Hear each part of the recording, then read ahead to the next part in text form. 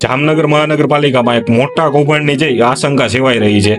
બન્યું છે એવું કે ગાર્બેજ કલેક્શનનું જે કામ છે જામનગર મહાનગરપાલિકાનું, એમાં છે દર વર્ષે જે 30 થી 32 કરોડમાં જે કોન્ટ્રાક્ટ આપવામાં આવે છે.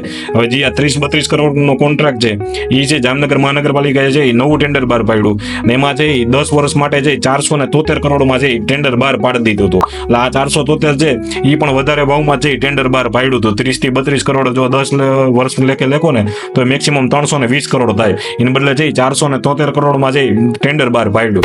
હવે ઈથી ને વધારે નવાઈની વાત એ છે કે આ જે 473 કરોડ વાળું ટેન્ડર હતું એને જે રદ કરી અને 3 દિવસમાં જે નવું ટેન્ડર જે બહાર પાડવામાં આવ્યું અને એ ટેન્ડર જે 900 કરોડનું જે બહાર પાડવામાં આવ્યું. એટલે જે અત્યારે ખર્ચો છે વર્ષે જે 30 થી 32 કરોડનો થાય છે એ જે 90 કરોડ સુધી છે એનું પેમેન્ટ કરી દેવામાં આવ્યું. એટલે વિચાર કરો, જો આવું ટેન્ડર બહાર પડતું હોય કે જે 30 કરોડનો ખર્ચો છે 90 કરોડ સુધી છે હલ્લો થઈ જતો હોય તો વિચાર કરો અધિકારીઓ અને જે કોન્ટ્રાક્ટર છે એની કેવડી મિલીભગત હઈ છે. અને એમાંય માથે જતા વાત એ છે કે 10 વર્ષ માટે છે ને આ કોન્ટ્રાક્ટ આપી દેવામાં આવ્યો. પહેલા કેવું હતું કે દર વર્ષે છે કોન્ટ્રાક્ટ રિન્યુ થતો, દર વર્ષે છે નવી પાર્ટી છે આવી હતી.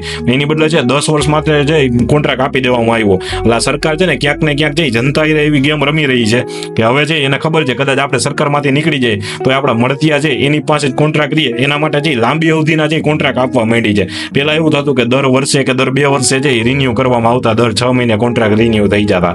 એની બદલે છે હવે આ લોકો છે ને ફાવી ગયા છે. એટલે હવે છે મોટા 10-20 વર્ષના છે એ કોન્ટ્રાક્ટ રાખી દે છે, જેથી કદી કાલ સવારે છે 5 વર્ષ માટે છે સરકાર કોઈ બીજી આવે તો એ છે કોન્ટ્રાક્ટ છે એ પોતાના મળતિયાઓ પાસે જ રહીએ. એટલે પોતાના મળતિયાઓને છે એ છે ખાટવી દેવા, એને લાભ ખટાવવા માટે છે આવા બધા ગતકડા છે આ સરકાર અને અધિકારીઓ છે એ શીખી ગયા છે. એટલે જનતાને કેવું હતું આ મુદ્દે ખાસ જાગૃત થાજો. જામનગરમાં જે આ કૌભાંડ બન્યું છે ગાર્બેજનું 900 કરોડનો જે કોન્ટ્રાક્ટ છે જાહેર કરવામાં આવ્યો છે, આ પણ જે રદ થવો જોઈએ. આની પણ જે ન્યાયિક તપાસ થવી જોઈએ. અને એ સિવાય જેટલા પણ આવા કોન્ટ્રાક્ટ છે હાલે છે, અમદાવાદમાં પણ મને એક જાણકારી મળી કે એક કોન્ટ્રાક્ટ હતો એ 2 વર્ષ માટે છે સીધો આપી દેવામાં આવ્યો, જે દર વર્ષ છે અપાતો.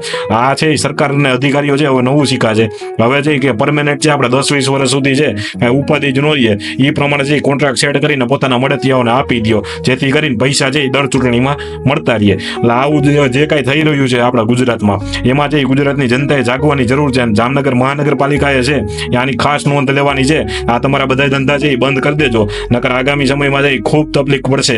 જનતા જેમ જાગશે એમ તકલીફ છે વધતી જશે તમને. એની પહેલા છે આ ધંધા છે તમારા એ તમારા જે કોઈ મળતિયા હોય એને લાભ ખટાવવા માટે પણ આ કરતા હોય કે જે કાંઈ હોય એ બધું બંધ કરી દેજો. એટલે સત્તાધારી પક્ષ, મુખ્યમંત્રી અને તમામને રજૂઆત હતી કે જામનગર જિલ્લામાં છે એ આ રીતનું વાતાવરણ છે એ ચાલી રહ્યું છે.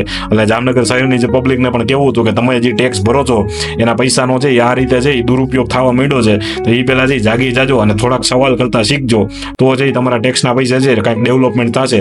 નકર છે આ રીતે છે અને સરકારના મળતિયાઓ છે એ બધું છે એ લેતા રહેશે. એટલે એ પહેલા છે જાગી જાજો. ધન્યવાદ. જય હિન્દ, જય ભારત.